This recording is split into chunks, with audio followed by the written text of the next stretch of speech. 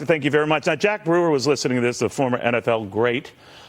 He doesn't need any stinking booster. Jack Brewer Foundation CEO. Jack, do you pay attention to stuff like that? Like, when doctors say, boosters and this, and you got to be careful. You're not in that vulnerable population, but what do you do? I do. I listen to the doctors. I grew up in sports. I was always in the training room. I had 9 surgeries over my career, and so I respect what doctors say. I try to stay out of the politics, and I read the data myself. Well, there's a concept. You could host this show. I'm looking forward to seeing you two. And we're talking during the break about the Aaron Rodgers thing. Very sad. You might never play a Jets game at this rate. But a lot of it comes back to the field, the Met field, and the grass, or what, AstroTurf. I don't know what they're going. But apparently there were ample concerns expressed about athletes just not liking to play there. You've played all over the country, all over the world. Did you think of that when you were a player? Definitely. I played in the area of AstroTurf at the Metrodome, college and pro. So when we switched from that into the newer turf, we were happy about it. Because the newer turf wasn't supposed to be as slippery or no, it actually. So they use basically ground up tires. Okay. So it's like a rubber instead of having dirt. So it's synthetic stuff, but it definitely was that better than what we're seeing now? Not really. I think now it's to the point where these athletes are moving so fast, so strong that you need to go back to the natural grass and natural turf. And in soccer's highlighting that. I mean, you see these guys that come here from Europe. We got Lionel Messi, the greatest soccer player ever here, and he doesn't want to play on that turf. He wants to play on grass. And so he played when he came to New York, New Jersey, or he didn't play there, right? That's right. He didn't play there. Got it.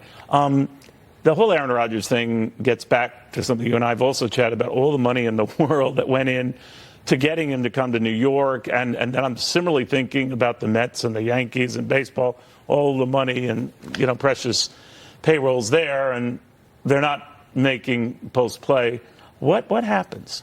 That's the difficulty with football, and that's why a lot of contracts aren't guaranteed. As a player, I've always advocated for those. But, you get an injury like that beginning of the season, and you've created everything, your entire infrastructure, your philosophies. You've drafted other players. It all revolves around him. That's right. Everything's around him, and so from an investment perspective, that's a tough blow. And so, I pray for Aaron. I'm sure the Jets got insurance, so I think Lords of London is going to probably be paying that tab. So he doesn't have to give up that, because you're right. Some football players, it's not a guarantee thing. Well, someone at his level, it would be, right? Yeah, he probably has the majority of his contract at this point in his career guaranteed, just given the fact that he brings so much marketing and exposure, and also that he attracts other players to your team. And so, you can't really put a price tag on that. Let's switch to something I know that's near and dear to you. You look at the child poverty rate in this country, out of control. You haven't forgotten where you came from and wanting to help there. But it's really out of whack with one of the richest countries in the world. But you're trying to address it. Yes, Neil, as the chairman of the Jack Brewer Foundation, this is at the core of what we do. And we see it firsthand. You're talking about an increase of over 125% in the child poverty rate in America. That's just not supposed to happen. Now, you'll hear people say this is because of the child tax credit expiring, but even if the child tax credit stayed on, you would have still had a 60% increase. What's the problem? The problem is just, we have a culture, right, of not working. We have employers that can't hire certain wage people. And so you have, these different areas where, government is regulating business. And I think they need to open it up more, particularly when it comes to certain jobs and certain communities. And another thing, too, we have a drug crisis going on.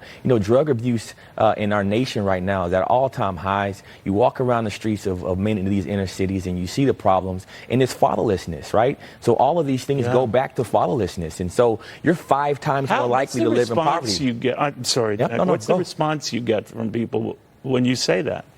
Some people get offended, particularly when they make it about race, say black population or Hispanics or whatever. But it's really not just about race. We have a fatherlessness issue across the board in this country. We have 18.6 million fatherless kids. And so you're going to have a higher rate of poverty. You're going to have a higher rate of incarceration. So what's that mean? That's going to be a damper on the system, on the criminal justice system, on the education system. You start looking at reading and math proficiency in these same communities. They're right in line line with these poverty rates. And so we can identify where the problem is coming from if we don't get strong families back and we don't start having incentive from our government to build strong families instead of disincentivizing the family to be together. And so we have a lot of structural issues right now, and I think it's metastasizing right before our eyes. Yeah, but you're not giving up, and I would not like to be the guy arguing with you on that case when you're making that pitch. Jack Brewer, great seeing you. You look better than you did when you were playing. Diet and exercise. I resent that. I very, very much resent that. All right, Jack Brewer, great seeing you again.